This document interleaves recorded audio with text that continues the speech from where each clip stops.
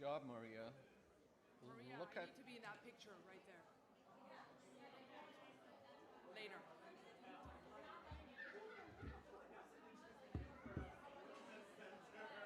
little intimidated. Yes. Yeah. I can put it on the floor. Easier.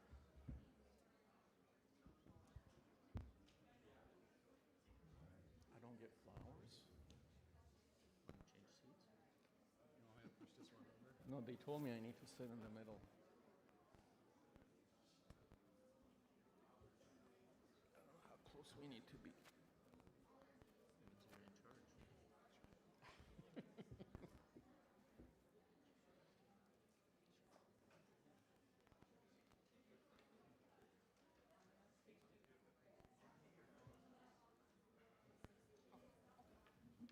Thank you. Good morning, everyone. Actually, that's incorrect. It's now afternoon. So good afternoon, everyone. It's nice to see you here. My name is Dr. Barry Ryan. It's my privilege to serve as the president of Woodbury University. I've been president here now for about 9 months. It's been a very full and exciting time to be here, but it's also been a time that I've had the privilege to get to know a lot of our students and our alumni and members of the community. This university is deeply embedded in the community, and that's one of the many things that makes it distinctive. But we're distinctive for a lot of other reasons, and those reasons graduate every year. We had a bunch just here recently, and they're going to change the world. And that's obvious and clear to all of us who know them. Your support today means a lot to them, but to all of us here and all of us in the community. I'm a member of the Burbank community. I love it. It's a great privilege to be here, and we are looking forward to all the things that are going to come out of the new things that are happening at Woodbury, which are exciting and wonderful. Before I hand the microphone off, I'm just curious if you would stand or raise your hand if you're a Woodbury alum. Fantastic. Give yourselves a hand. We had a wonderful alumni event on campus in the library in a beautiful setting last Thursday night, I think it was, or Wednesday night. And I want to welcome you all and encourage you to take advantage of the alumni opportunities we have here because they're terrific, and just getting to know people over the different decades and the connections that they make, because going to university, as you know, is about learning, but it's also about building connections and relationships that last your whole life long. So we're proud of that and excited about that. It's my pleasure to introduce Dr. Joan Marquez. Dr. Marquez is the chair of the School of Business and has a tremendous story to tell, but I think she'll probably give you a short version of that story today. But we're so proud to have you here, Joan. Thank you.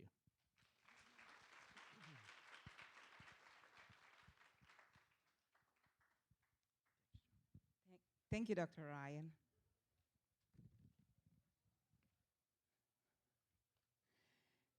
Mayor Daniel Brotman,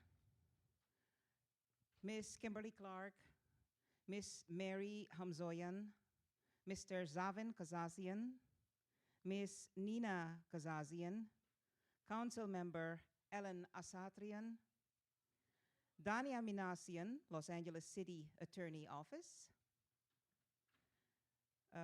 Council Member Ardi Kasakian, Mr. Vrech Agajanian, former Deputy to the Los Angeles County Office of the Assessor and current County Commissioner David Gevorkian, dear respected guests, I cannot tell you how happy and proud I am to stand here before you and welcome you.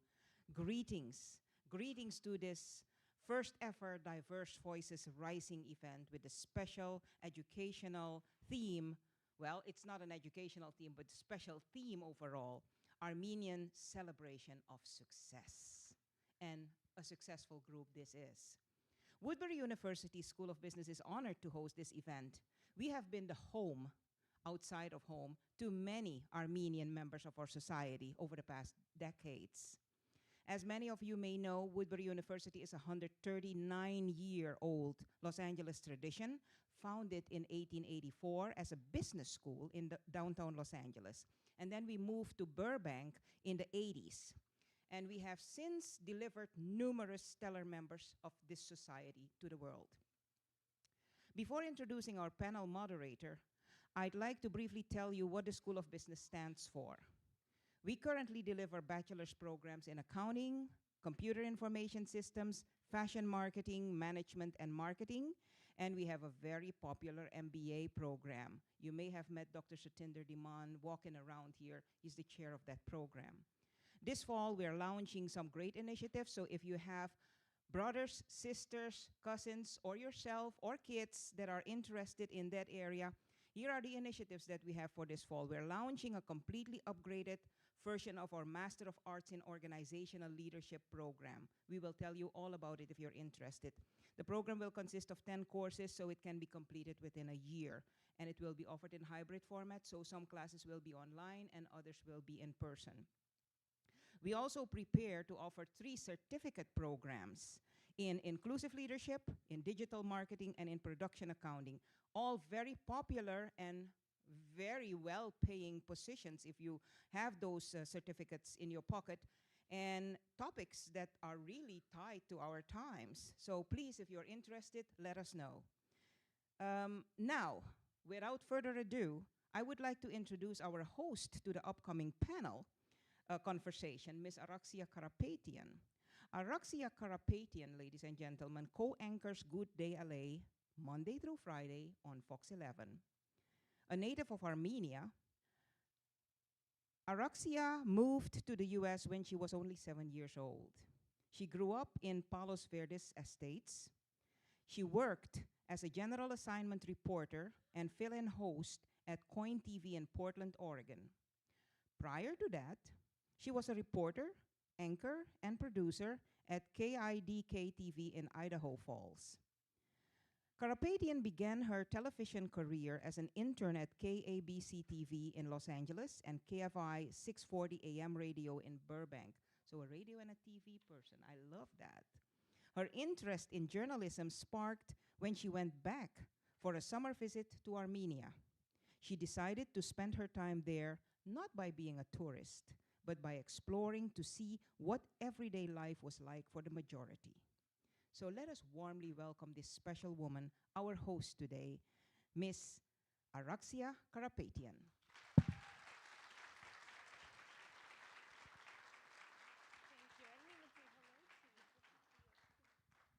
Thank you very much. Welcome, everyone. Dr.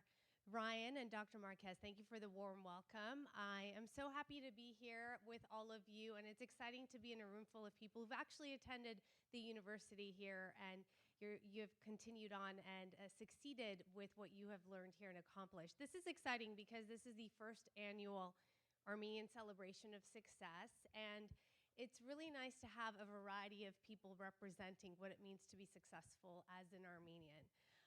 I think sometimes when you're in school, in a university, or even prior before you come to a university, when you're trying to figure out what it is that you want to do or what your passion is, sometimes we pursue traditional paths and sometimes we pursue our passions. And sometimes when you go beyond the tradition and pursue a passion, it can be risky, it can be an unknown, and you don't even know if you're gonna make it. But I think with some of our distinguished panelists today, whom you will hear from the first panel and as well as the second panel, you will see that once you do find your passion and you work hard toward it, anything is really possible and you really truly can accomplish so much. So what we're going to do is begin with our first panel, and then we have some questions for the panelists. If you have questions following our discussion, we will have an opportunity where you can ask those questions, and then we will dismiss our first panelists and welcome the second group. So let me introduce who we have here with us this morning.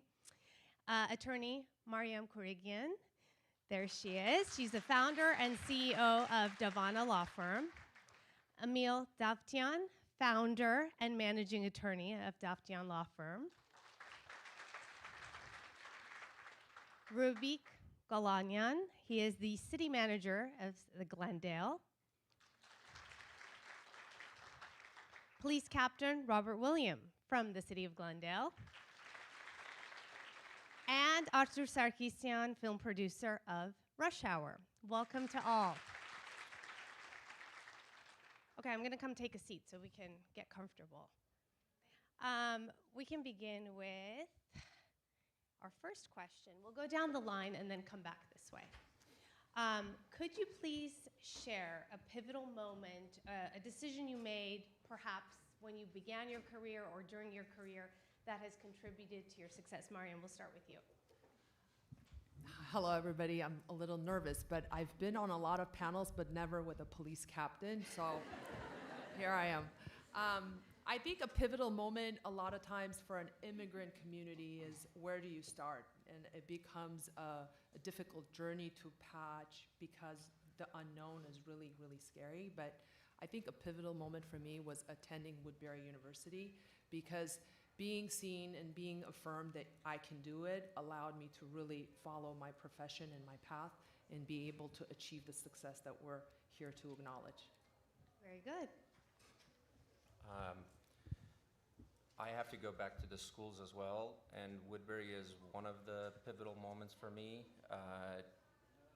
And you know, the business school, law school, the combination of those two is kind of what made it happen for me. So thinking back to the years of Woodbury, you know, giving all the right business tools, you know, from marketing to people management to financial literacy, and then moving on to law school to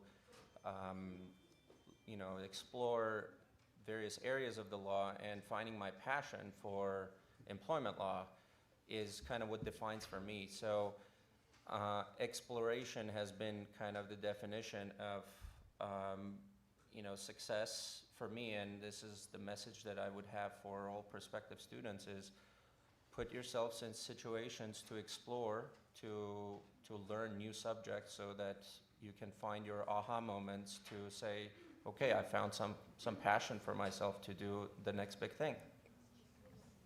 You need to clip all of these, giving Woodbury a lot. This is great promotional material here. Good afternoon, everyone. Happy to be here, very excited to be at my old stomping ground. To stay consistent with my panelists, I would say the one pivotal moment, if I had to pick one, was when I finished my MOL program here in 2010.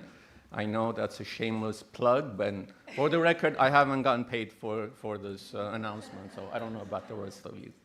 But more seriously, I can't really pinpoint a singular pivotal moment or decision, but a series of factors that have helped and guided me and built me into where I am today, starting with my childhood and my upbringing, where it was instilled in me that hard work is the most important thing in the success of a person, and mediocrity and being average is not acceptable. And then I lost my father at a young age, and as heartbreaking as that was, I think it taught me a valuable lesson that I had to stand on my own 2 feet. I had to hustle, especially as an immigrant. It was mentioned we have additional challenges that we face, and to be self-sufficient and continue to drive to be successful and to never give up. So you can't have a cop and not have cool stories, right? And I'm hoping I get hired as a consultant for one of your movies, but you will. I can pinpoint my pivotal moment to a singular day, as a matter of fact. I was a young officer with maybe about 5 years on the job, and you know, being a police officer was my passion, and I really wanted to do it. But even when you do something that's your passion, sometimes you get distracted and you lose focus. For me, that pivotal moment was actually, I was shot in the line of duty, and you know, that rocked my world. And I think for me, coming back from that, you know, I had to make a decision. Is either I'm all in into this profession or I'm out. And I decided to be all in. And it really what that meant was coming to work and being a lot more focused, almost hyper-focused in what I was doing, being more purposeful, and trying to find real meaning to what I was doing. And I certainly didn't do that with the intention of, you know, promoting and becoming a detective, becoming a sergeant, all the way up to being a captain and being the first Armenian captain for the history of Glendale, by the way. Thank you. So I wasn't doing any of that stuff for that purpose, but more so just, being focused in what I was doing and, having a lot of purpose and finding purpose within myself. So, and naturally, I think that just opened up doors for me as I progressed in my career. I have to tell you that my younger daughter wants to be a police officer. I mean, it changes often, but Yeah. we asked her why. She's 4, and she said, so I can eat donuts. I can eat donuts. We told her you can have another career and still eat donuts. It's the first thing I looked for, but there's only kebab. Yeah, okay. It's funny what they get just from watching cartoons, Yeah. the stereotypes. Anyway, but thank you. That's really quite an accomplishment. Congratulations Thank on you. being the first.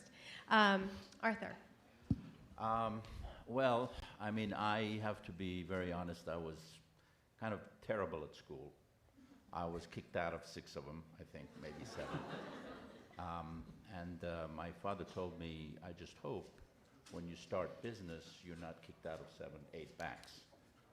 I said to him, I love movies. I was a 6-year-old kid. I saw my first movie with him, and it was, it starred Kirk Douglas, and it was a Western. And, watching the hero, he gets beaten up, and I had tears crying. And my dad said, you can't cry because it's a make-believe. I said, to me, it's real, because this is what I love to do. So I pursued it. And obstacles, there's hundreds.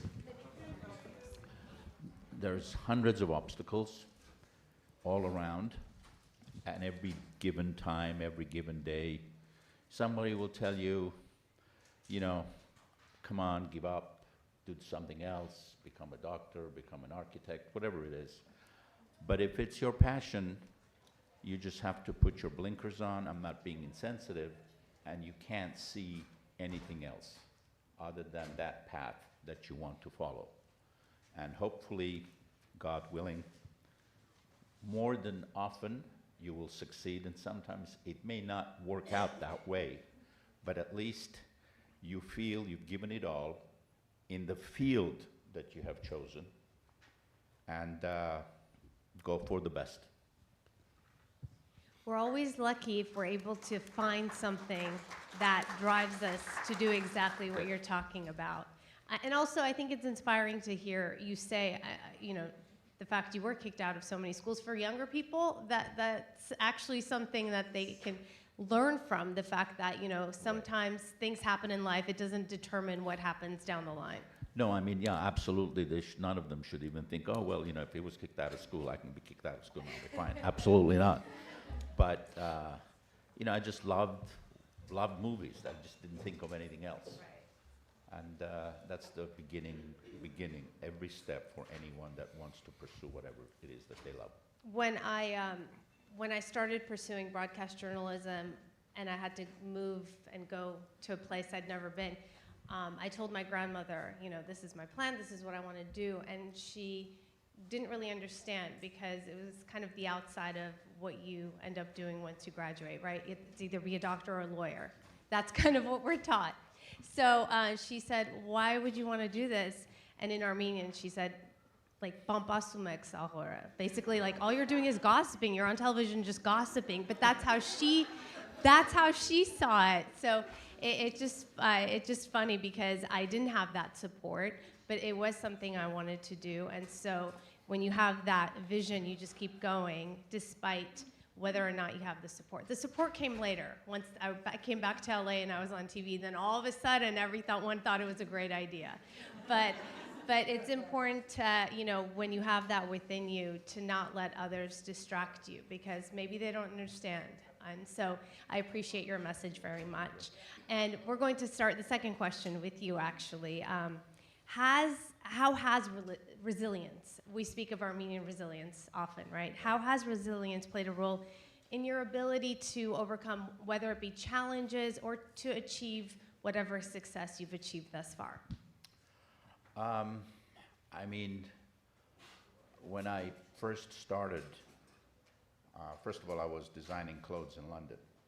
And the reason for that was I wanted to come to the States to study directing. And my parents, being Armenians, as you know, they, no, it's too far. It was 20 hours away, whatever it was. It was back in 1959. I was a kid. And so I ended up in London, and my passion, other than movies, was clothes. So I started designing clothes, and but I always wanted to come to the States. And I had met, through that business, I'd met somebody from the US that was in the movie business and introduced me to an actor by the name of Telly Savalas. I don't know how many people know him, but this was back in the 70s. He did Kojak. And so he told me, look, you know so much about movies, you love movies, all you talk about is movies. Why don't you come to the States? And I said, yeah, but I know I love movies, but you know, this is just brand new. This is my business, this is my work, but yes, passion is film for me. So I decided, okay, I'm gonna come to Hollywood, and I'm going to just pursue what I've always wanted to do. And I took that step. I came here. I was a total, complete outsider. I wasn't part of the business. I wasn't in the industry. I wasn't raised in the ranks of executives or whatever. And all I really did is use the love I had for film to just try to find the story that I wanted to tell, the screenplay that I wanted to option. And it was not easy. It was very, very difficult. I kept being rejected, and the first question was, well, what do you know? I said, I don't know the technicalities, but I know what I love. And I love telling stories. So one thing led to another. There were a couple of writers that had been through every studio in town and had been rejected with the screenplay that they wanted to write.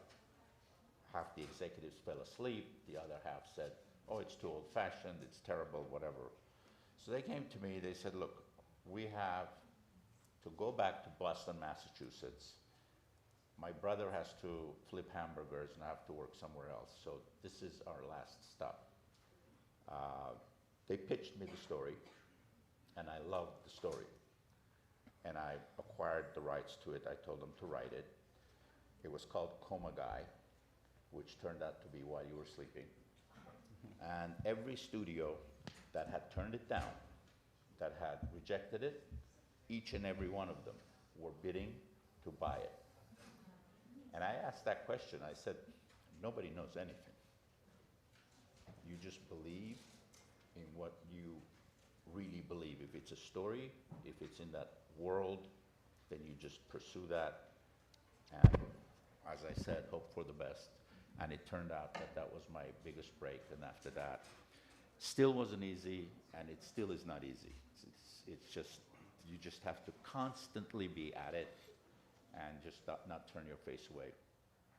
You have to have a leather face. It's a hustle. That Hustle. industry Hustle is a hustle. Yes, constantly. It is. It is. And the other thing is also when you achieve, you know, whatever height you're going for, and you're at an elevated level, people think sometimes, oh, you can relax now. But in my personal opinion, I will speak for myself, but I feel as though many of you here would agree.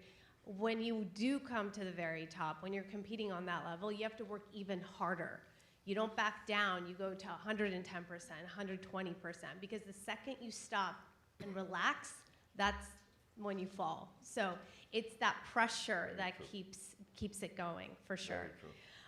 Captain William, what about you? How has resilience played a role in things that you've overcome, challenges, or just your achievements overall? Yeah, I think resilience is really a mindset. You know, I shared my previous story on a personal level, but to kind of step back a little bit, and the last handful of years has been very difficult for law enforcement, I'm sure, as you all know. And you know, being one of the leaders of a police department, you look at that and you look at how that's affecting your officers. You have a lot of young officers that are still maturing, and maybe perhaps they haven't really quite fully understood what resilience means. And it's really up to the leadership of the department to have that mindset, because that's what resilience is. It's a mindset, it's an attitude. And to come to work, and of course we're all going to hit some sort of a brick wall at some point in our careers. We're going to have setbacks, and how do you overcome that? How do you move forward? You know, fortunately for us, we look at, you know, the things that happened with the George Floyd incident. You can't just expect, okay, well, you know, our police department is good. We don't have to worry about that. You know, we'll just move forward. Whether it's the police department or any other profession, you can't look at it that way. And I think what resilience does is gives you that flexibility and that optimistic mind to say, okay, well, we're good, but how can we be better? How can we not be that next police department that does that kind of use of force or whatnot? And really, during that time, the last few years, it really came down to the leadership of the police department to have that optimistic attitude within our ranks for officers to see. And just, you know, look at the things that we need to do to, as an organization, as a law enforcement agency, and as a profession, how do we develop our ways in a way that keeps us moving forward and we're progressing and we're not falling behind. And you know, I'd like to say, you know, Glendale Police Department is one of those premier agencies that keeps moving forward, and it's really that resilience attitude that comes from the leadership that says, okay, we're not better than anybody else, but we're going to strive to be better. We're going to work at it, and develop ways where, whether it's training or sensitivity training, de-escalation training, whatever it may be, those types of things that even though we may feel like we're good, we don't need that stuff, but to push it forward and to push it into our officers and get them into that mindset. So. Very good, thank you. Resilience. Resilience, I believe as Armenians, is ingrained in us. I believe it's in our DNA. Considering what our ancestors, the previous generations have been through. And we just need to tap into it. To put it into, to personalize it, I'm a true believer in the saying, no matter how you feel, you get up, you dress up, you show up, and never give up. That's been my motto, and as the Captain William mentioned, I have been going up the ranks through the 20 years that I've been, 23 years I've been with the city. And prior to that, I was in the private sector. I worked in the private sector. But I didn't find my job, my career at the time meaningful. So I wanted to move into an industry that I would have an impact on the lives of people. And as I tell my staff almost on a regular basis, everything we do, from the police department, from picking up trash, from providing water and power to our residents, we touch people's lives. And we need to be resilient. We need to stay in that manner, because what we do makes a difference in people's lives. And to steal from Ted Lasso, we also have to believe in yourself.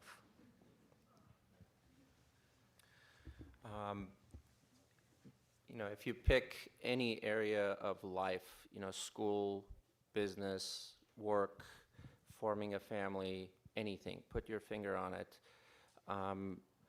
Many of us, and I know many of you would have, or not would have, but have experienced serious challenges. In my humble opinion, if you haven't experienced serious challenges, you have not touched serious success. So one of the important things I would encourage our, you know, prospective students who are still considering school, you know, check upon yourself. Is what you're doing too easy? If you're not challenging yourself, you're not going to see serious success. Looking back in my, you know, pathway to where I'm today, law school was my first serious challenge. I thought Woodbury was sort of a smooth ride for me personally, but law school kind of challenged me at another level, made me look at issues, analyze legal issues at a totally different level that I hadn't experienced before. Come to bar exam, I had to shut down my life for 3 months. Pretty interesting challenge, but pretty serious challenge. And then I, get my license and I want to start my business. I thought I had all the tools that I needed. Tools from business school, Woodbury, legal skills from Southwestern Law School. And then you realize you're still missing things. You go back to the drawing board. You're missing a lot of practical experience, another serious challenge. And that's when you start filling up your toolbox with more tools that you need to tackle this next serious challenge. And these are the challenges that I've personally overcome, and I again encourage all of you to check upon yourselves. Are you challenging yourself enough? Because without that, you wouldn't have serious success. I'm not going to compete with being shot on duty. Can't do that. But I am going to touch on a topic that hasn't been touched here, and maybe Araksya can share this with me. But when I think about resilience for me personally and currently is really being a professional, but also being a mother. And I think to me, resilience is really coming to work, being professional, being an aggressive attorney, but still being an amazing mom at home. And I think in the current environment, that's never talked about. So I want to talk about that. And I'm an avid follower of Araksya. And when she posts her morning routine at 4 a.m. and then she posts picking her children up because that's important to her, I think for me, resilience is that, so that I remain connected to all 3 of my children. 2 of them are here. Hi, Arthur. Hi, Elisa.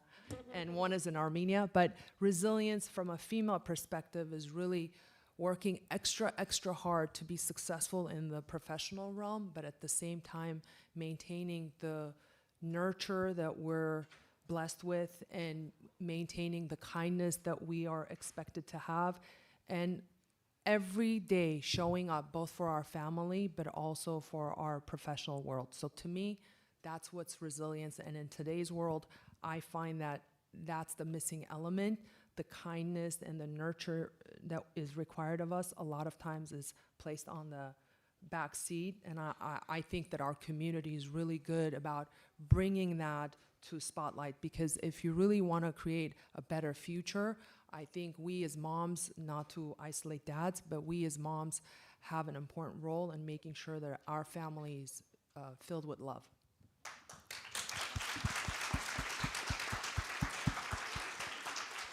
Thank you, Mariam. Actually, I'm really glad you touched on that, because you're right. It's hard. It's challenging. And when people say you can have it all, I don't know if you can have it all. You can do your best, but if you give 100% to something, obviously the other aspect of your life suffers. So you're always in this balancing act of, someday you give 60% here and you give the remaining percent here, and then you shift it the following day or the following weekend. So it's this constant just balancing act that I think moms and even dads these days, things have changed a lot, that moms and dads as parents in general have that struggle of, you have your ambitions, your passion, your career, and you still want to be there for your family. So yes, it's hard, and I'm glad you talked about that. Lastly, our question, and we'll begin with you on this, just some ways that you feel you give back to the Armenian community, or if you haven't accomplished some of these things, maybe things you're working towards, however you want to take that.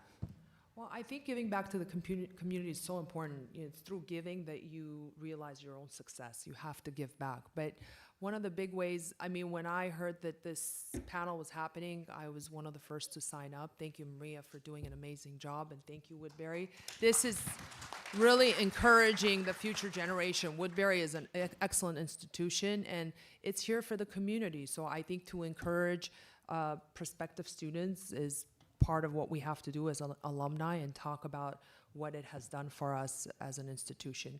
I'm also part of the Armenian Bar Association. I think the Armenian Bar is an excellent organization that gives back to the community, and it has helped me professionally many, many times. But giving to the community comes in different forms. For example, I'm part of the parent-teacher organization where my children attend school. It's an Armenian school. That's a form of giving. But anytime a cause speaks to me, I show up, and this is one of them. So thank you for that question. For me, one of my perhaps proudest accomplishments, and it's also in the works, but I'd like to think that I'm an employer of one of the largest organizations in Glendale, employing one of the largest Armenian employees, which I'm really, really proud of, and we continue to hire lots of Armenians who work for us, and I'm proud to say that vast majority of our employees are Armenians. Another really important cause that we are very heavily involved in is promoting youth soccer development in Armenia. And one of the organizations that I'm very heavily involved in, we organize camps for youth of Armenian descent, and we pick some of the really good ones, and we have partnered up with Armenian Soccer Federation to send kids to Armenia to try out to become part of Armenian national team. So I'm really proud of that work as well. Also sponsoring other youth activities around Glendale and participating in events like this, and this is the least we can do to the Armenian community to bring them to the same places where we started. So thank you so much.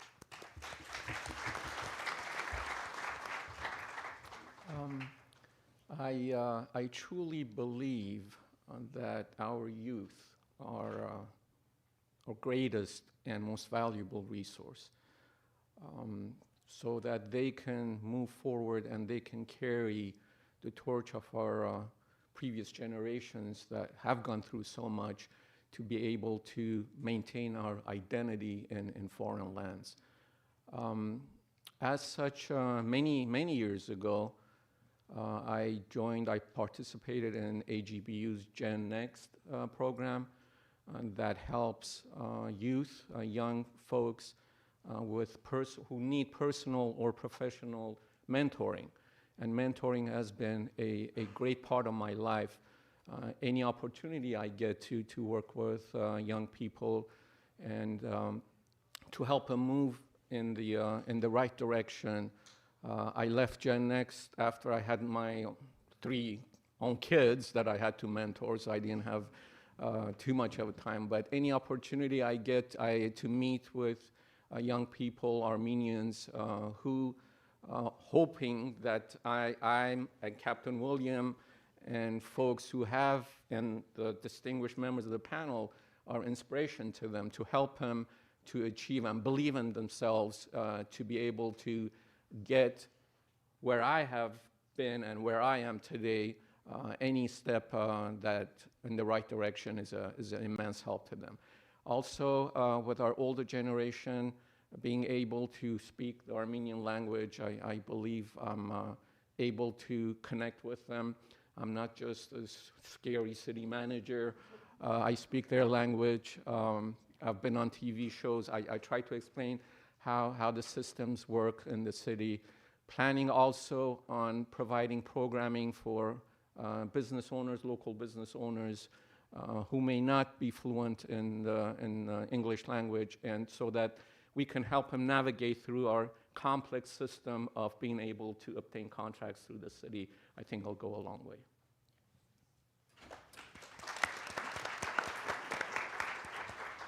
So when I decided to become a police officer, I was actually very, very young, right out of high school, and I started thinking about what police department do I want to work for, and the last thing I wanted to do was work for Glendale, because I'm like, okay. Wait. I'm going to be an Armenian cop, and I'm going to work in Glendale. I have to arrest Armenians. I have to write tickets, and I don't know if I can do that. And honestly, I was very nervous about that. I wasn't sure if I wanted to do it, but Glendale has always had such a great reputation, and I figured, you know, I live in this city. I grew up in Glendale. I might as well just work for Glendale. So Glendale was actually the first and only police department that I applied for, and while I was still very nervous, unbeknownst to me and to my surprise, how much the Armenian community actually accepts Armenian police officers. When you walk into an Armenian home, first of all, they offer you chamich and everything else, but and they want you to marry their daughter or whatnot. But that never happens to me. yeah.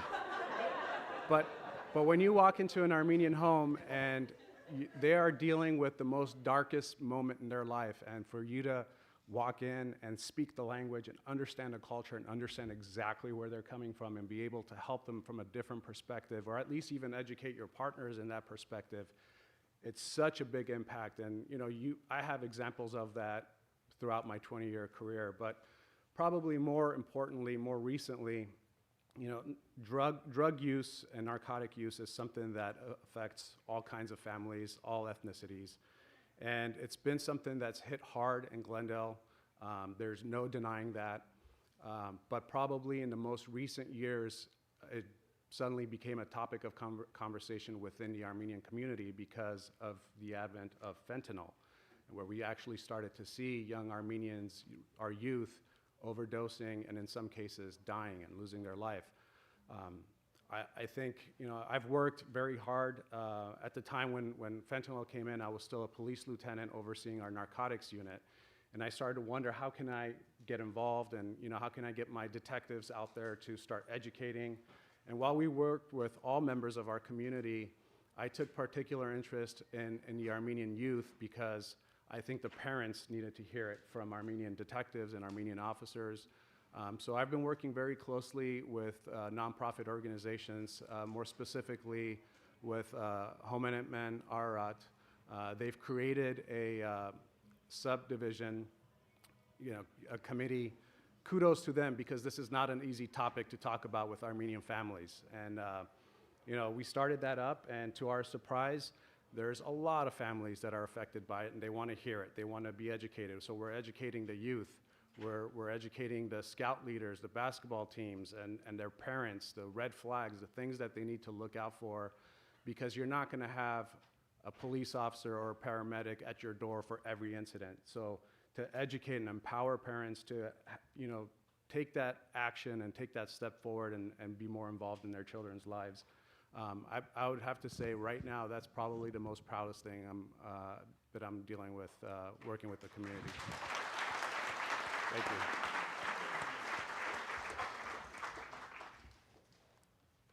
Oh, sorry. I wasn't daydreaming. I was just waiting. Dramatic pause. Yes. Well, I'm here to give anything and everything I can to help the younger generation. I feel that Armenians as a people, we have a great talent of not accepting no as an answer. We just really go forward in any way, whatever business we're in. I mean, I look at my field and I look at my industry, and talented Armenians are far in between. Like Steve Zenian, who wrote Schindler's List. Why don't we have 10 of them? Why don't we have 10 Spielbergs? Why is Henri Verneuil, who comes to my mind in the 70s, one of the greatest Armenian directors in France? There's got to be more. So it's trying, it's giving as much as you can from your experience to give that next generation all the help they can get. And that's what I like to do.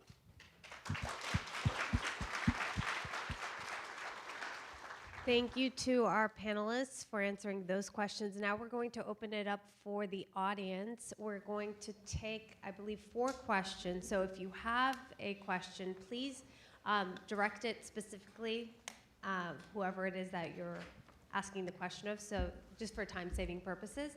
And I think, are we going to have someone walk around? Yes, perfect. Okay. So raise your hand, and that gentleman, that nice gentleman, will approach you, and you can ask your question.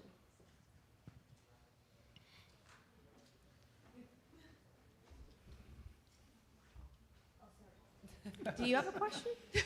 Yeah.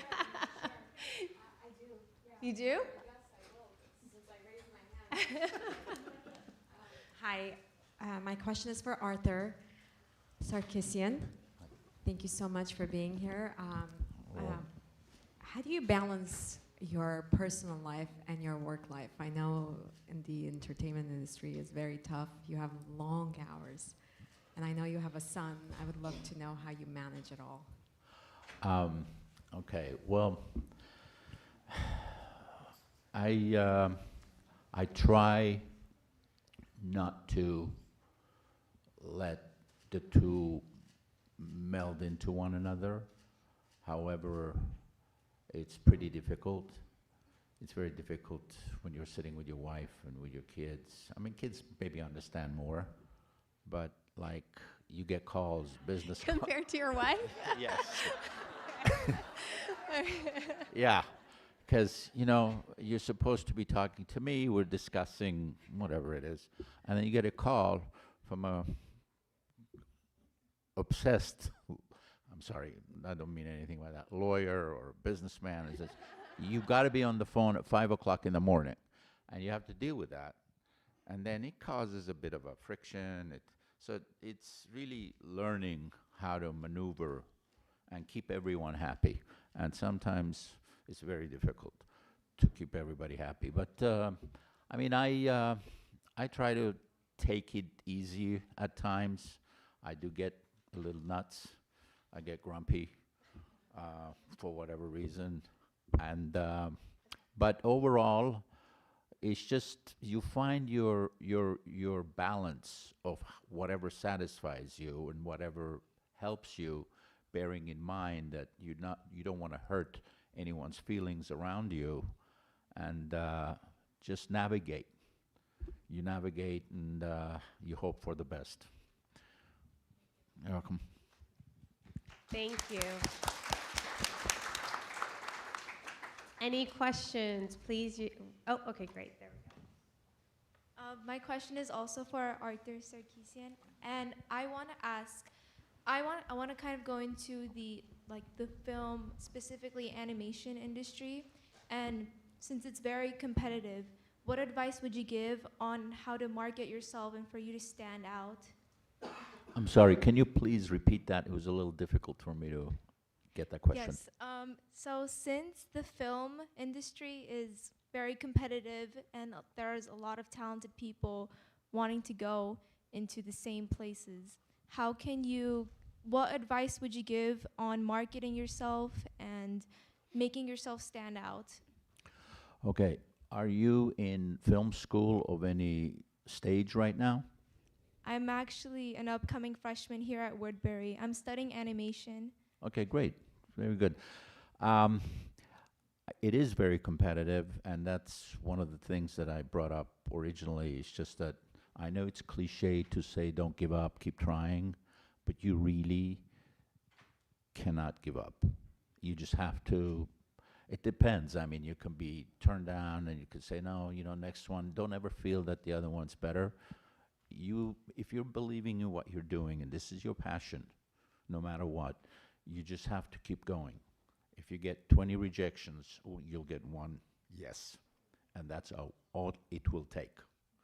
So it is really, truly all about not looking at it, oh my God, you know, how am I going to deal with all these, you know, competition from everywhere. You can't think about it that way. You have to think about, I'm the only one, and I'm going to get there. That's it. Thank you so much. Okay.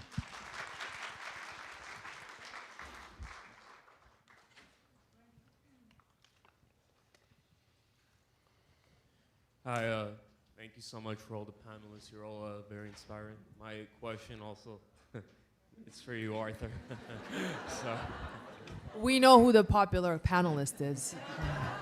Thank No, you, it's Arthur. just only because Thank it's you, Arthur. movies. It's only because it's movies.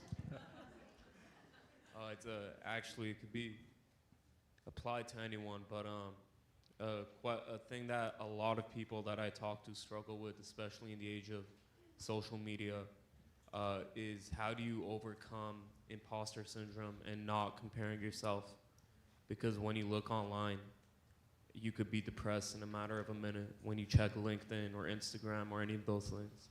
So how do you overcome that? You overcome that by not paying attention to it. Because if you let it get to you,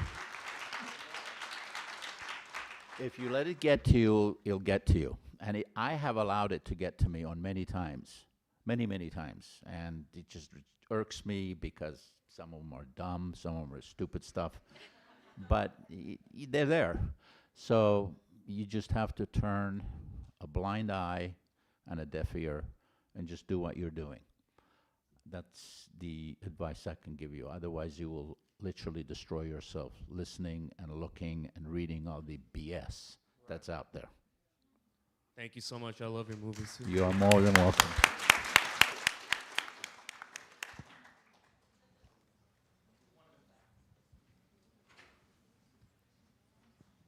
Is it for Arthur again? No. Okay.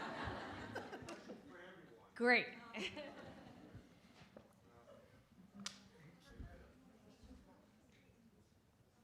Thank you, everybody. I don't know if you guys can hear me, but this is not for Arthur. This is actually for anybody who would like to respond. And really, I'd love to hear from everybody if you're willing. But as people of Armenian descent, as you already know, we're members of a diaspora. We're displaced from our homeland, but we've made our own communities here. And I wonder, relating to the previous question, as we know we have access to social media, we can see what goes on in the homeland, and we know these issues are very present, but we're detached from them in a way. And I wonder, how does your Armenian identity impact you in your day-to-day life when you know things are going on with people that you may not even be related to, but you know that they're from the same community as you? Mariam, do you want to start that, and we can each? Sure. Yeah, I'll start. That's a great question, but that's a loaded question. We might be here another 3 hours, so I'll keep it very short. But I think you have to understand that you're not always in control of everything, right? You have to bring it down to what you can possibly control and work towards that goal. So, for example, when the 2020 war in Armenia was happening, and my practice, most of my practice are Armenian. It was very difficult to practice law when you have young members of Armenian descent dying. So I think you have to go back and control what you can possibly do. So for example, one of the things I value is my kids attend Armenian school. Why is that important to me? Because I want them to know the culture, I want them to know the language, and I also need them to know the history, right? That's what I can control. So I can't possibly go and fight the war, but I could do this, which is part of what I can control. That's really how I deal with it. And essentially, everybody on my team knows that that's what we do, and we work really hard. Another example is when I have a client that's a minority, I work extra hard to make sure that their case is successful, because I understand that they're the underdog. I understand that they need extra help, and that's within my control. Thank you. Well said. In my personal opinion, I see it kind of two ways of approaching it. One is you got to do the basics of what you can control for sure, within your family, within your group of close friends, within your workplace. Other ways you can get involved is doing things that are, if you care about the issues, which we all are, that are happening in Armenia, we have to involve yourself in the organizations you believe in that do that work. If you can't do it yourself, find the right organizations to get involved with. Unbelievably, we're in a pivotal moment in the history of our homeland, and this is not the time to leave for others to decide for ourselves. One of the biggest things I would encourage everyone at every age level, is to figure out a way to become part of the solution of what our homeland is going through right now. And we had one of the biggest wars a couple of years ago. The truth of it is it still goes on today. So figure out ways to merge yourself in these areas, whether it's organizations or directly, because we can only overcome these huge worldwide issues for the homeland if we stay together. Thank you. Very well said, Emil. For me, personally, obviously, reading the news, hearing about the news of what's happening in Armenian Artsakh, it's heartbreaking. And then I get emails from our residents that there was a couch on the sidewalk. It's been 2 days and you haven't picked it up yet. And we have children without food, without medication for months on end. And I get it, it's a first world problem, but it just personally, it just grounds me to know what's going on in our motherland. And it was mentioned that there are only certain things you can control. As far as locally within Glendale, I try to help, again, mentor our youth, make sure that they professionally and personally are at a place that they can be successful, and in turn, one day, will provide the labor of their success to help their fellow Armenians in Armenia and Artsakh. And during the 44-day war, we obviously were all heartbroken, running around trying to help as much as we could.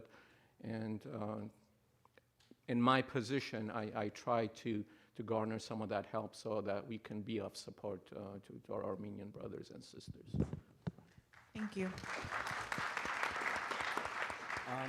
So I can't really speak on my professional experience, but I can tell you on a personal level, after the war, I belonged to an Armenian cycling group, and I remember the days after the war, nobody wanted to ride anymore because they're like, it's too depressing, I don't want to get out and all that. And I have a cousin that left Armenia to go to Artsakh after the war to teach little kids at the school after the war. And she stayed there and actually got stuck in the blockade, and she's been there ever since. And I try to, I follow her on social media just to see what's going on, and she has such a positive attitude and an outlook on everything. Whatever she posts, it's going to be something positive. It's not going to be empty shelves. It's not going to be the worn, torn buildings or anything like that. It's the children. It's the smiles on their faces. It's those things that I like to follow, and it's an inspiration to me to stay positive, because as my panelist colleagues over here said, was that, what can you control from here? There's certainly a lot of things, nonprofit organizations that you can work with, but on a personal level, I just look to the inspiration of my cousin who's stuck right now, and just seeing her response to it all. Thank you so much. I think that this question has been clearly answered. And the only thing I can say is, just to be positive towards everyone, to do whatever you can in your own power, not complain, and, hope for the best and do your best to help. That's all. Thank you. Thank you so much. All right, thank you. Unfortunately, we're out of time for questions right now. I know I saw many hands go up, but if you're able to corner one of these people as they walk out, please feel free to do so. Thank you so much, Mariam, Emil, Roubik, Captain William, and Arthur for being here. Thank you for your answers, and thanks for your time, and thank you for being an inspiration to so many people here and in our community. A big round of applause for our first group.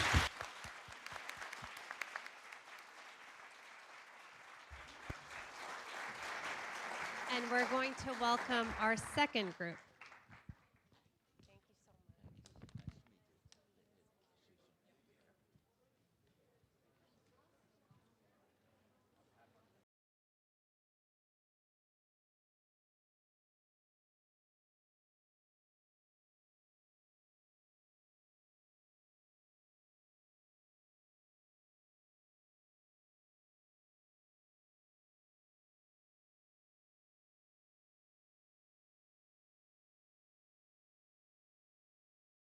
right now. So please, yeah, there isn't a break. I think we're going right in, right? Yes, we're going right in because we want to keep time, and we're a little behind time because we are on Armenian time. So if everyone can please take your seat for our second panel to begin right away.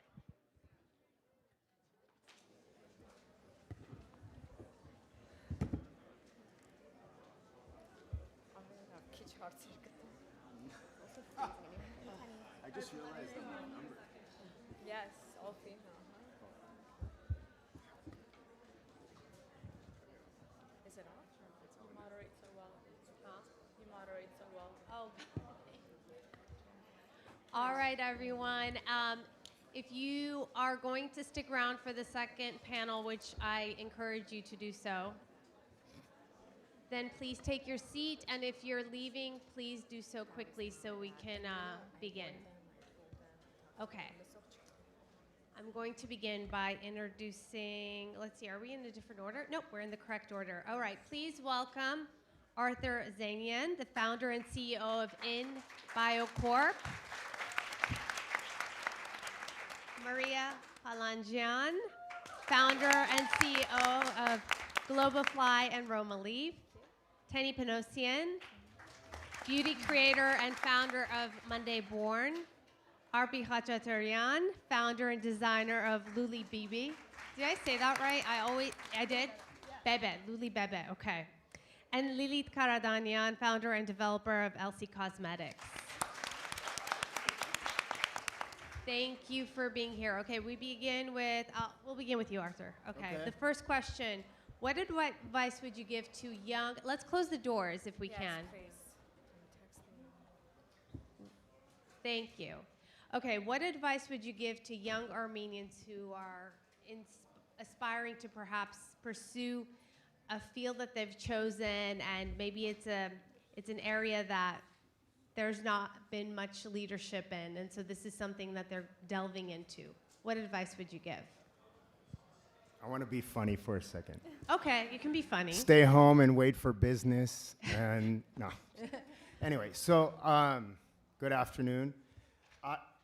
I'd have to say at an early age, I knew what field I wanted to go into. I liked electronics, I liked engineering, and I loved medicine. So I was sort of lucky to be able to combine all this into the field of biomedical engineering.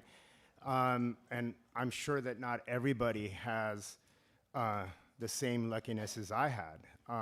But I did have an issue at one point in time. I worked for my competitor for 5 years and decided to go on my own, and I knew nothing about business, nothing at all. And I decided to move forward and start a business with a partner, and decided concurrently to join Woodbury Business School. And it really helped me and guided me throughout the early stages of my business. And so I personally wanted to thank Woodbury for giving me the education and pushing me in the right direction. I also want to let everybody else know that it's never too late, never too old to learn new things. So keep pushing forward and moving in the right direction. Thank you. Mariya? Get a mentor. Get many mentors. I have two of my mentors sitting here. I'm so honored to have you both here. I recently pivoted into the government sector in the last 2 years, and I realized that some of my current mentors aren't able to help me with some of the questions that I have. So I started seeking out mentors in those fields. So just get a mentor, simple. That's it, simple, get a mentor, okay. I took a pretty non-traditional path. I kind of created a career for myself when it didn't really exist about 10 years ago. And there's definitely more diversity now, but I would say just, I'm an immigrant, and as somebody part of the Armenian community, it's easy to feel like maybe you don't belong, or that, you're a little different from other people, but not to let that take over. Don't let that fear, that doubt steer the direction that you go in. There's a place for all of us, and especially with what we have to share, I think you should actually be proud of it and more open and out about it, as opposed to let me try to blend in. Yep. So I'm a little nervous. This is my first time being a panelist. So it would be, for me, you have to be passionate about what you do. That's one of the most important things. You have to be ready to have a lot of hard work, because success doesn't happen overnight. So you have to be patient. It's going to happen. You have to keep going. And then work-life balance. That's very important. Sometimes when you don't balance, you give too much to your work, that's going to make you kind of fail, because you feel like you're giving more time to your work than family. And you have to find that balance between work and life. And then I would suggest volunteering, internship. For example, if there is a company, someone that you really, they inspire you, you can always go ask them if they have volunteering or internship opportunities, and you can go and just learn like life with them.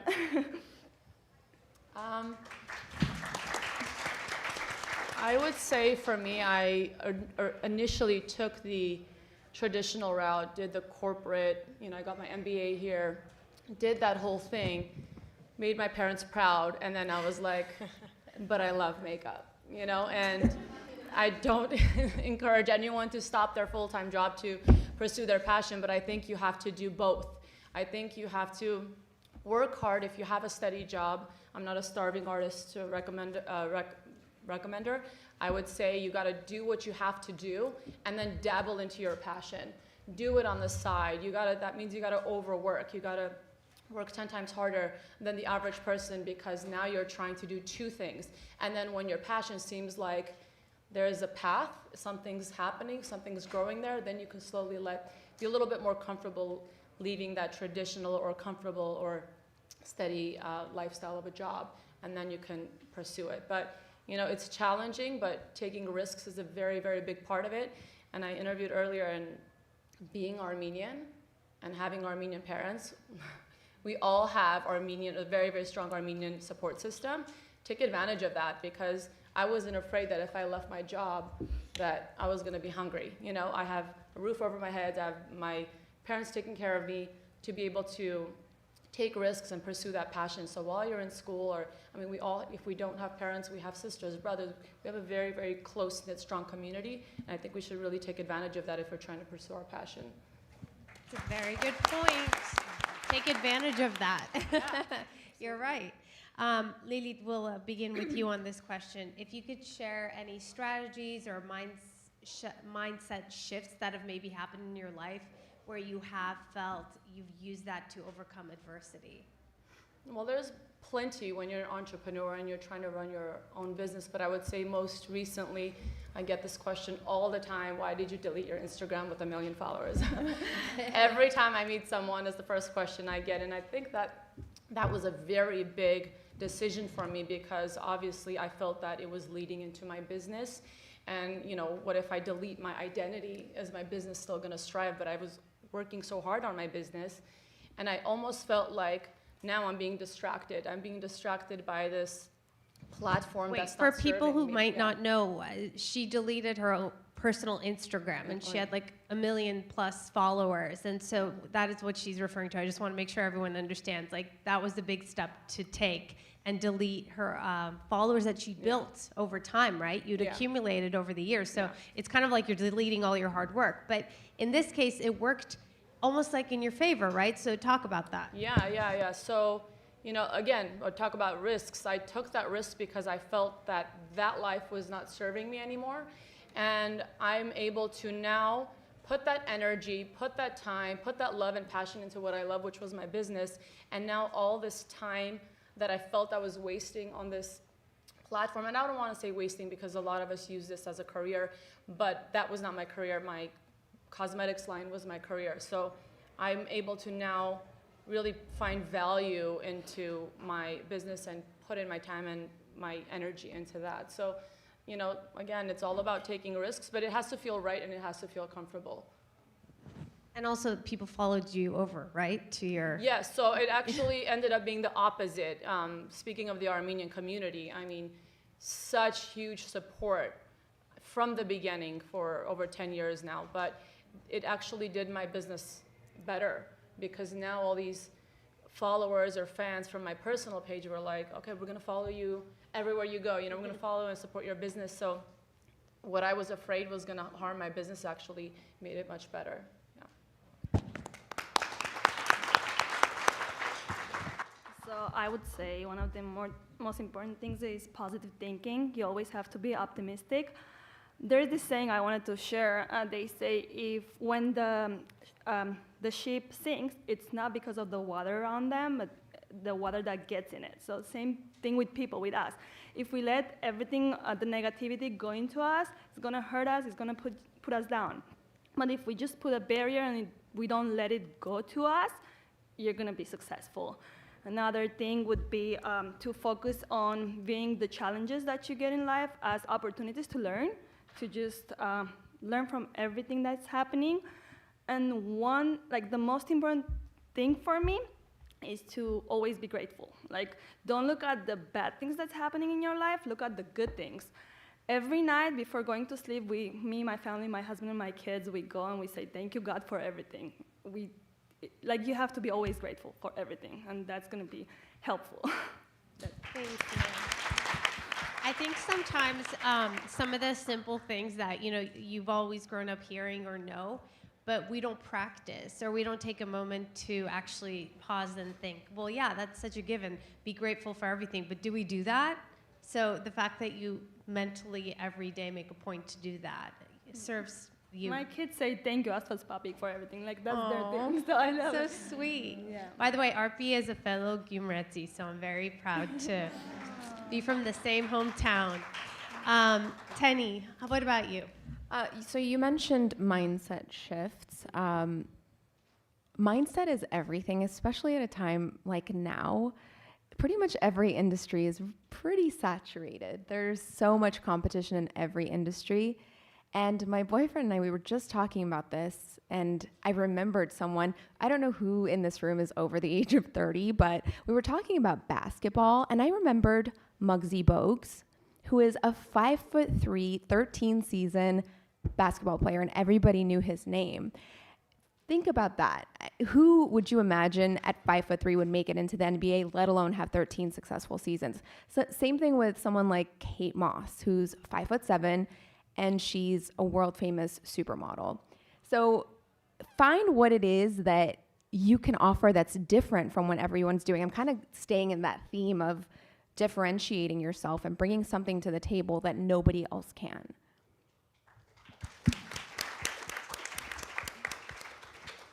So I have two things I want to talk about. I want to talk about strategy, which I implement a lot in at work, specifically with my team. So when we're dealing with adversity, we'll kind of look at the worst scenario. We'll look at the problem and we'll say, okay, what's the worst thing that this is gonna cause, right? Like, what's the worst thing that's gonna happen as a result of this problem that we're dealing with? And then we'll work it backwards, kind of break it down into milestones, and then we'll try to minimize and do things to kind of mitigate and minimize the effect of the end result. That's the strategic part. That's how we kind of just work it backwards and then see what we can do. But then we accept the fact that, hey, the worst thing is gonna happen. Let's just get through it and let it go through us and just deal with it and move on. The second one is mindset. That's the one that's a little scary. I'm gonna tell you a quick story. My grandmother, my mom's mom, was a survivor, a genocide survivor. She was 9 years old when she was hiding under dead bodies, escaping the genocide. Every time I deal with a challenge, whether it's in my 2 companies or it's at home or it's dealing with my dad who had pancreatic cancer, I just remember my grandmother, who I unfortunately never got to meet, and I always tell myself, if she could survive that so that I could be here, I can survive this.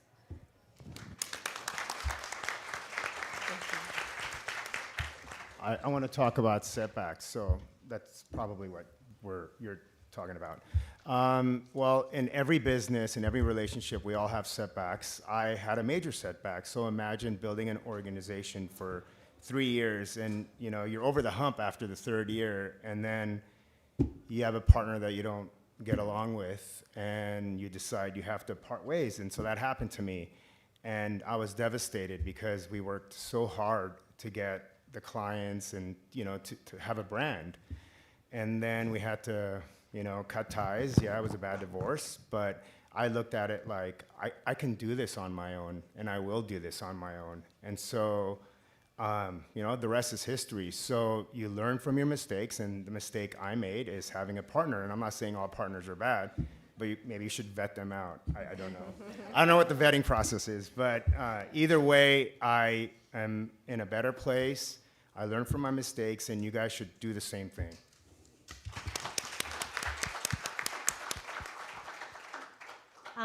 We'll come back this way. Lastly, the question that we have set for you guys.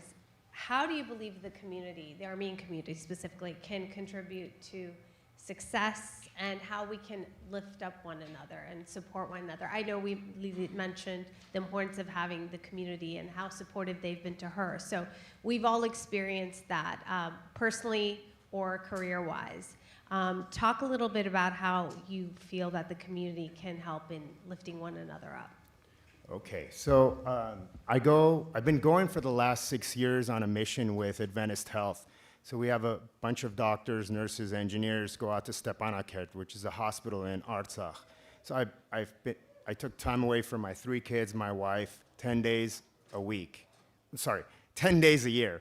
And I would go, and we made such an impact, on this hospital, and their care was subpar, and they didn't know, certain things, and we brought equipment with us, we did training, the hospital was on another level, and the hospital was better than some of the hospitals we have in Southern California. I can attest to that, and so it's over for us, and we've put so much time there, and we're not allowed to go back. I went during the war, I went pre-war, and I have really devastating images. Then we started helping Yerevan and helping the soldiers that came through there. And all I can say is give back to your community, be part of what Woodbury is doing, create this yourself, go on missions. And there was something else I was gonna say. That's it. We can come back to you if you remember. I have something else. I forgot. Okay, no problem. I love this question because I built the company. I left New York Times 7 years ago, and I started Globafly. My slogan is globally minded, locally connected. So I'm all about communities. I'm all about even marketing and advertising using the community. I rather spend millions on giving the money to the people in the community than give it to the giant media networks. The way Armenians can do this is precisely this. Events like this, gather, support one another, shine a light on one another. That's my advice. And get a mentor again. I'm huge on mentorship because I did not have mentors in the beginning, and it was extremely challenging. And it was later in my life that I realized that I really do need a mentor. They can help you in whatever industry you are and show you the shortcuts. I also want to start this one by showing my appreciation for the Armenian community, my skincare brand, Monday Born. If you look at our stats, like percentages of customers and supporters, Glendale is one of our biggest. And I know it's our Armenian community being so supportive. So I really appreciate that. But I think obviously continue to uplift each other's businesses and continue to do that, but also start to bleed into industries where we don't have a stronger presence. We have a great presence in the beauty industry. We have so many representatives Armenian representatives in beauty. Think of what industries are lacking. Arthur mentioned a little more in film. We have great people in film, but maybe we need more presence there. But I think that getting into more industries, especially in Los Angeles and in LA specifically, I think beyond professionally, I think right now in Glendale, in the greater LA area, we've spent so many decades creating this diaspora here. I think now more than ever, it's important to show people who we really are, because yes, we are a traditional community and I value that, but we're also warm and welcoming people. And I hate to see that trying to be taken away from us. So show people who we are as a community. So So I would say same events and mentorship. Like this event is perfect because people are here, are gonna see all the success stories of all these amazing people. And then there's this that you say, if they can do it, I can do it too. So that's one thing. Then I wanna share my personal experience. So when I started the business 5 years ago, Lilith was one of the people I knew. I didn't know social media, I didn't know there were influencers. I knew there was Lilith doing makeup, she was amazing. And I said, I'm gonna send her back, she's gonna post, and everything is gonna be good. I didn't give up. I ended up sending her back, and she actually posted. It was her favorite diaper bag for a few, like, she was sharing all the time, and it was amazing. Like, that's the support. Then 2 years before, I wake up one morning, all my friends are sending me links of Fox News. And I see Araksya, she shared my bags on Fox News. That was like one of the biggest goals for me, for the company. So this is exactly what we need to do. We have to support each other. When I see like a company sending me an email or a message and I see like it ends in Yan and they're Armenian, I just want to go and help them and work with them. So we just have to help each other. And I'm always going to be grateful for people like you guys for helping me and showing that everything is possible. I mean, yeah, helping. By the way, that is no longer just a diaper bag. I actually take it around. My kids have outgrown diapers, thank God. But it's like a bag I just use. I had it yesterday. I had it with me, so I love it. Thank you. Yeah, I think as Armenians, we're always trying to figure out ways of supporting each other, and just posting is just one way. And for a brand, I think about, okay, what can I do to help support or uplift our community? And one thing that I've learned is how talented and skilled the Armenian artists in Armenia are. So we hire a lot of content creators to create content for us for our socials. And then there was one artist who somehow got my product, did a tutorial, shared it. It was great. I was like, oh my God, I'd love to work with you. And then she had a chain of friends, and they were all talented, and they were all, so, being able to support in that way where, you give them a platform for them to be able to stand out in America, or give opportunities where other brands can now see through your page and possibly work with them too, or just really hiring out like talented Armenians. And then posting each other, I wanted to mention that as well, how we found each other on social media a long time ago. And also, I met so many people today that just came up to me and are like, oh my God, biggest fan of your powder. When is your spray coming back? Like just, so many people that I meet are actual users of my product, and I know that there's so much out there.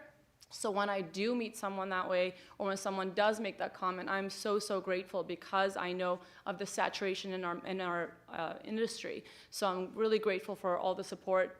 And for me, the second part to this is, with my kids. I have 3 little kids, and they don't go to an Armenian private school, but they go to Armenian dance. We hire out tutors in Armenia to learn the Armenian language. Tutak. We both do it together. We were on Zoom one day with all 5 kids, and I see Araksya. I'm like, is that her girl? So, being able to do this, being able to connect and support each other's business and actually using the services. I know that there's a lot out there, but we are huge, and if that little support goes such a long way for Armenian businesses that are trying to really stand out in the American community. Thank you. That was a great answer. Before I open it up to questions, I'm going to jump on this because I think it's so important that we always support one another. I think the biggest example of how we supported one another happened in 2020 during the war, during a really bad time. But one of the takeaways that I was getting feedback from the non-Armenian community was how impressed they were about how we were able to come together and how we could accomplish so much when we come together. And so we all know that, we all saw that, we experienced it, but I don't want it to take a tragic event for us to do that. I think this is something we need to do continuously through our daily lives. And so yes, we're amazing when the need is there. We come and we demonstrate in a way that left everyone just shocked at the outpouring of support we had for one another. But once that time passes, I don't want that to fade. And so personally for me, with my work, we used a doctor or a real estate agent or, I don't know, a cooking chef or a demo when we highlight people for segments. So I start to tap into my Armenian people, like let's have a chef who's Armenian do the cooking demo. Let's talk to a doctor who's an Armenian. Let's do a beauty product, or you brought up and I think Lee, I've done this with you too. We used to do a segment called Obsessions, which is just this silly thing where you share something you're obsessed with for that week. And I felt it was just such a frivolous topic. I'm like, well, this is so silly. I'm like, all right, you know what I'm gonna do? I'm gonna use it to help someone. So then I'm like, all right, let's go through the Armenian businesses and I'm gonna highlight some Armenian products and businesses. That way I felt like I was doing something and not just wasting this segment away on a muffin I found at Trader Joe's, So I say this because I really believe that we have to do this every single day and not wait for something bad to happen to demonstrate what we do as a community. We're in a foreign land. Our story is that we're spread out all around the world in foreign countries. That's just how our lives have been, right? And so when you are a diaspora, you have to work harder and you have to be there for one another, because that is the only way we will survive as people, is to be there for one another and to take pride and to genuinely be happy for someone else's success. I mean, it's great to be competitive because competition makes the world go round, but to genuinely be happy for someone else and to use their success to motivate you to push yourself farther. There's nothing wrong with that, but to do it for the right reason. Anyway, I just thought I'd share that. So let's open it up to questions. If you have a question, right in the front row, there we go. Please, if you have a specific person, mention who your question's for. Sure, kind of for everyone. So my question is about a topic that we haven't really talked about today, which is money. But before I get to my question, I just want to say that it's my first time meeting Lilith and Araksya in person. I've been following you guys for a while, and I've always thought of you guys as very humble and down to earth and genuine people. And meeting you guys today, I feel like energy doesn't lie in person, especially. So that just confirmed that you guys are actually very genuine and down to earth. So my background is tax, and I did accounting at Woodbury, and currently I'm a tax strategist and financial planner and all of that. But my question is, with success, because you guys are very successful, comes money. So how do you manage to stay humble, to teach your kids, instill in them the values that are important for you growing up, or important for just them as people? Because growing up with money or having money with success can kind of change people.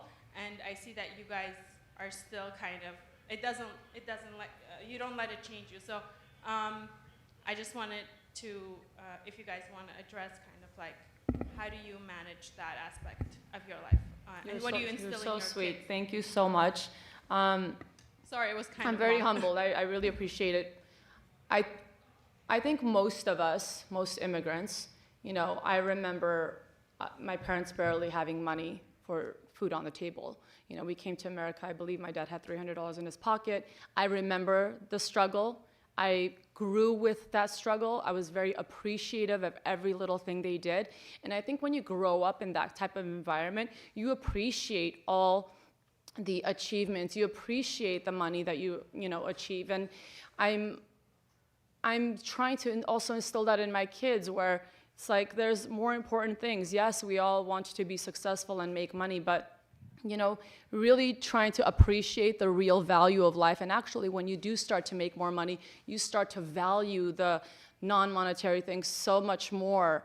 And I go to sleep being grateful for my kids and our health every single day, and my family, more than I am for the money. That I'll wake up and I'll work for, and I'll do it. But also, I think when you work hard to get to where you're at, you can't get spoiled, because you struggle every day to get there. And we talked about that on the previous panel. It's like when you get there, you don't stop working, because especially as an entrepreneur, no one's paying you, you're paying yourself. So you have to keep working hard. And when you're a hard worker, you can't help but be grateful for every little milestone of success that you achieve. But we're also grateful for fans and followers like you who have helped us get to where we are. So we can't be any other way, I think.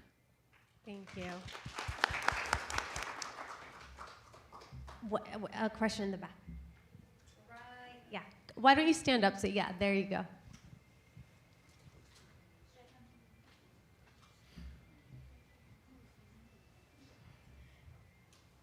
Hi. Thank you so much for being here. This is an incredible opportunity for me. I am an entrepreneur, and I've looked up to every single person here. Lilith and Araksya, I've collaborated with you in the past for my jewelry. It was for Artah. Just a quick, I'm very, very grateful to just be here. So my question, sorry, I'm so nervous. Imagine us. I need to calm down. My question is, when it comes to growth on social media, please, any advice that you can give, because I feel for someone who's never been into the aesthetic and creating a attractive page and networking and whatnot, so I came in a little late. I don't know if you guys already addressed this topic, but do you have any advice for really growing your Instagram page for your business globally? Go ahead, Ark. So for the last, when I started the first 3 years, I was the only one doing everything on my Instagram account. I would say work with influencers. I wanted to mention this, never give up. Like, if there is an influencer you want to work with, just keep trying. Email them, DM them. They're going to answer sooner or later. Don't give up on that. So try to work with all the influencers that you can, and also giveaways. That's how I've been growing my account. Influencers, giveaways, sending products. They're going to share. YouTubers. That's how I've been growing the account. I have about 400,000 followers, and within about 5 years, 6 years. Yeah, so those are the main two things that I usually do. Tenny, did you want to touch on that, or? Sure. I also think it's worth noting that growth is obviously great, but you also want to look at conversion and engagement. When you have a really high follower count and low engagement, it's not very valuable. But when you have, say, a more meaningful, smaller number of followers, but a high engagement, that's the sweet spot. I think that's where you really want to be, because those are the ones that you're going to actually convert to sales if you're running a business.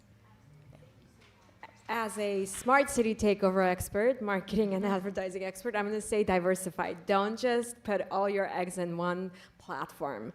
If Instagram goes away tomorrow, you're going to be with nothing. So you want to diversify. And think of communities, right? Communities on different platforms and different places, not just on social, but in person like this too. Also, I don't know if you experienced this, but I experienced Facebook, Instagram, Twitter, they're different audiences. Absolutely. So when you think of social media, don't just think of just one. You have to cater to each specific platform. My Facebook audience is, the things that get attention on Facebook don't get the same attention on Instagram, and vice versa. So once you're able to identify that, then you can kind of maneuver and be creative in how you approach those different platforms. I will say the place that there's the most opportunity right now to grow is TikTok. Yeah. I was going to say Instagram, but then. TikTok. Definitely TikTok. Lily, did you want to? There's clients everywhere. There's clients everywhere, so definitely dabble everywhere. I just lost track of thought. What just happened? Something's happening. He I passed it on to you. I would say focus on your target demographics. If your target demographics are working Was that it? professionals, then you want to be on LinkedIn. Is that it? If they're younger, then. On it, what I did want to say is, if you look at our numbers or look at our clients for our cosmetics brand, our top buyers are the same buyers. Everything I launch, they buy. Every single thing. So, really value that. So even though you might have a small following, but they're valuable versus people who are just watching. So, don't Don't look at your slow growth as a bad thing. People are following when they're interested. So just keep the interest there, and then word of mouth till today is going to be your best bet. Although social media is an amazing tool, word of mouth, I mean, I'll go to any event, and then somebody at the event will be like, oh my God, have you tried her mascara? And then there's this whole conversation going on with a group of girls, and then it just trickles down from there. So really just kind of use not just your platform, but people will just eventually come to your The platform. old-fashioned way. Yeah, it works. Did you want to throw anything in since everyone? I'm a LinkedIn You're kind of listening. guy. You're LinkedIn kind of guy. My business is more of a niche. I mean, even it doesn't matter how, Yeah. you know, I would go out there and put it all over the platform. It's such a niche, and it's who you know, the work in the hospital side. But I like LinkedIn. It's more professional because that's kind of our side. But target marketing, as you said, is really important. If you have a target audience, just keep sending special things to them, and then and then it spreads out. But they're on the right track. We have time for 2 more questions.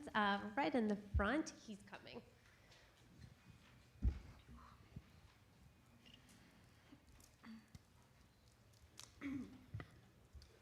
Good afternoon. My question is to all 5 of you. There's the business of business, and I'd like you to talk a little bit about, you followed your passion, but then you had to get into the business of business, which is something that many people struggle with. You get into it because you like it, but then how do you actually grow and sustain the business? And what kind of resources have you found to help you with that part of expanding and scaling what you want to do? Go ahead, Arthur. I'll answer that. You want me to start? Okay. You're absolutely right. There's a point in time when the business exceeds you as an individual, and you'll know that because it's just so much going on, and you just can't keep up.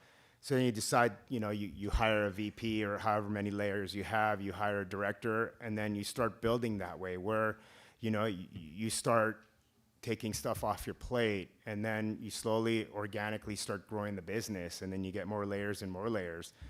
But it doesn't get easier as you have more people working underneath you because they all somehow still need you, and you get the text messages, and you're just like, but you learn to live with it, you cope, and yeah, every stage, just like an infant, and then becomes a child, and then it becomes an adult.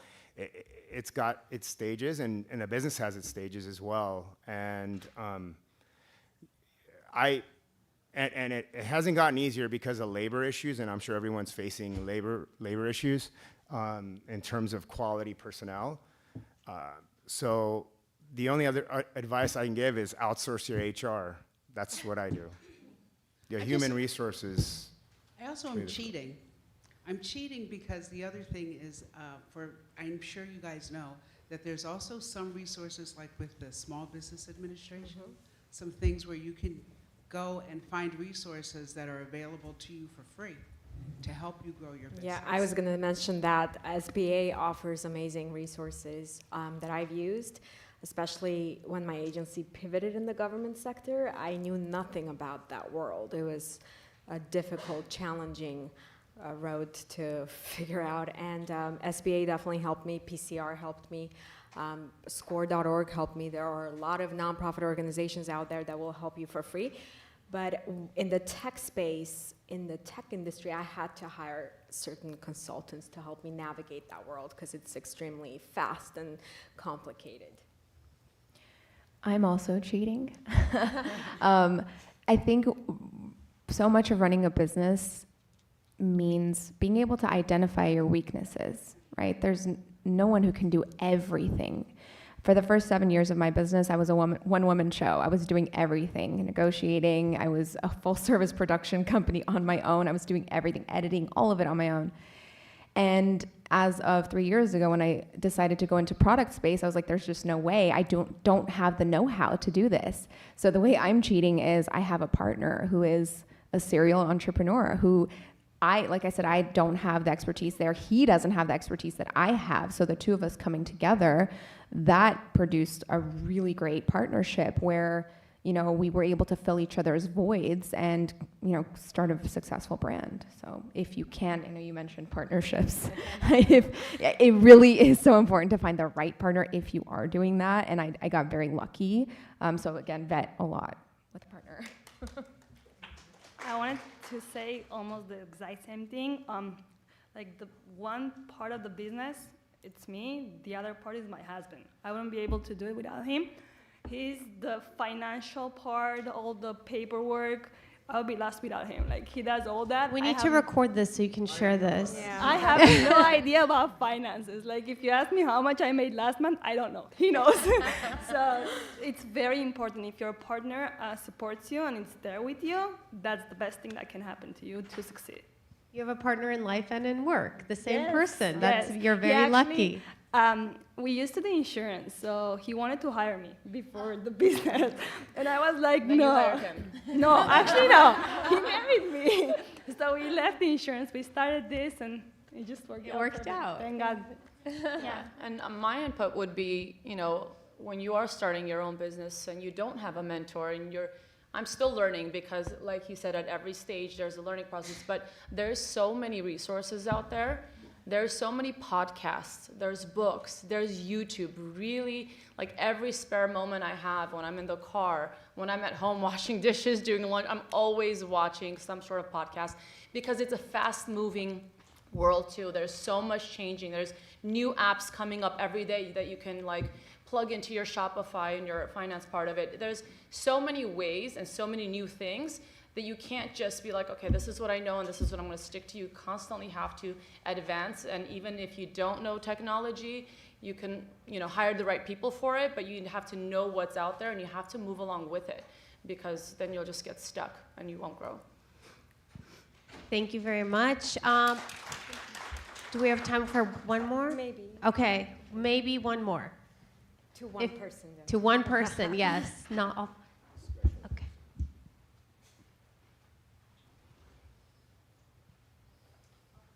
You have to fight for it. Sorry about that. Okay, so hi y'all. My name's Angela Mona. I'm a first-generation artist from the countryside. I actually drove an hour and 30 minutes to get here, so I'm not from LA. Thank you. Thank you for being Thank here. you. Yeah, That of means a course. lot to us. Yeah, and I'm actually very grateful to be here, and I'm always involved with the Armenian community and just doing the best I can to like help out as much as I can in music and arts and as a creative director. I wanted to ask, because I'm struggling with this at the moment, how do you get people to take you seriously? How did you find the right people to join your team and build that foundation as you're growing, as you're emerging? Because personally, I felt like there have been times where people lack collaboration and they see you more as competition, and you start to lose that trust, and you're like, wait a second, what am I doing wrong? Is it them? Is it me? How should I approach this in a more professional, genuine manner? So I'd like to know your insights. Find Like, other people. Don't look at those people that tell you that you're not doing good. At the beginning, when you start, everyone is not going to look at you as like you're a successful business person. They're going to be like, oh, no, just go to your 9-to-5 job. Don't do that. Like, look for the other people that are going to support you. Yeah. Don't listen to them. Like I said, the first thing that I said, the ship, it just got into, like, if you let all the negativity get into you, it's going to put you down. So find all the other people. Reach out to more people, not just the ones that are putting you down. Yeah, for sure, 100%. Yeah. And that's the thing, is that even though I do reach out to a lot of people, Keep there's doing still a lot of silence and a lot of rejections, which One never... of the panelists, before, he said, talk to 20 people, one of them, they're going to say yes. Mhm. So keep doing it. Persistence, Yeah. that's the key. I also just want to offer, just on the other side of the coin, something to consider.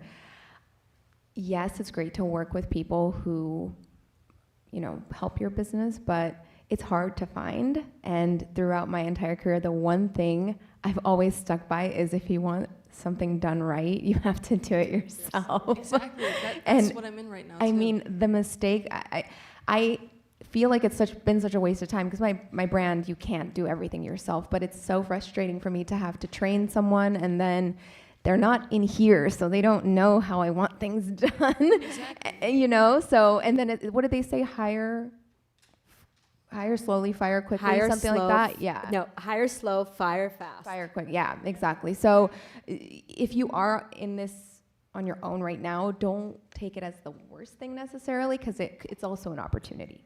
Yeah, for sure. Lily, did you? I was just going to say exactly what she said in slightly a different way, where it's the results will prove people. So when you do take that step and try to do it on your own, or I don't know what, how you're trying to do it, but I think once you start showing people results, then they believe in you a little bit more. It's unfortunate, but that's how it is, because we can all be taught, but as soon as you start walking and people notice what you're doing, then they will come and want to work with you. Just like anything in life, really, right? Yep. Thank you by the way, for coming all this way. Yeah, I'm used to it. I drive to LA often. Oh, okay. For music Well, and we were stuff, trying so. to give you extra special attention. All right, thank you guys. Thank you for being here. Arthur, thank you. Mariya, Tenny, Arpi, Lili, thank you. And I believe Dr. Marquez is going to just have a final closing remarks here. Yeah.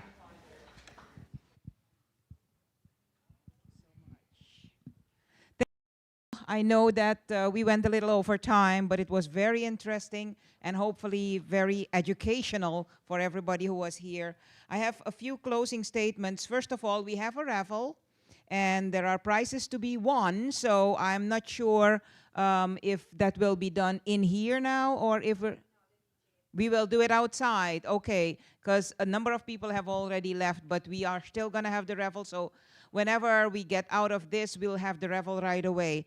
Now, this, dear esteemed members of the audience, will conclude our conversation, as you already saw and heard. I want to say thanks to all our sponsors who made this event possible. You see a lot of the names there. Davana Law, Option 1 Landing, Silla Cafe, Dr. Shabolik, one of our professors who also made a donation to help this event come about, Davtyan Law, enBio, Roma Leaf, Globafly, J'adore Leveleur, Photogene, Madavi Aesthetics, and I know that some of the things I may pronounce wrong, so forgive me for that. Unincorporated Coffee, Glen Vista Pharmacy, Cañada Dental, Liana Makes, Glow Beverages, DJ Radio, and Stefanian Photography. Thank you all for your generosity and your selfless support. I have to say that a lot of the donations that are given to today's event will be used to support students in need. We have students, 80% of our students are first-generation college attendees who have financial needs. So your donations will definitely be used. Thanks to our volunteers and our many behind-the-scene organizers. Thanks to Mariya Palanjian for this whole thing that she set up. She's absolutely wonderful and charismatic and successful. Thank you also to the School of Business team, to the Woodbury leadership and advancement and marketing team. You've all been wonderful. Thank you to our wonderful, wonderful host, Araksya. May I give an applause to her? Yes. And let's go for the raffle, and let's make sure that you win great prizes. Thank you.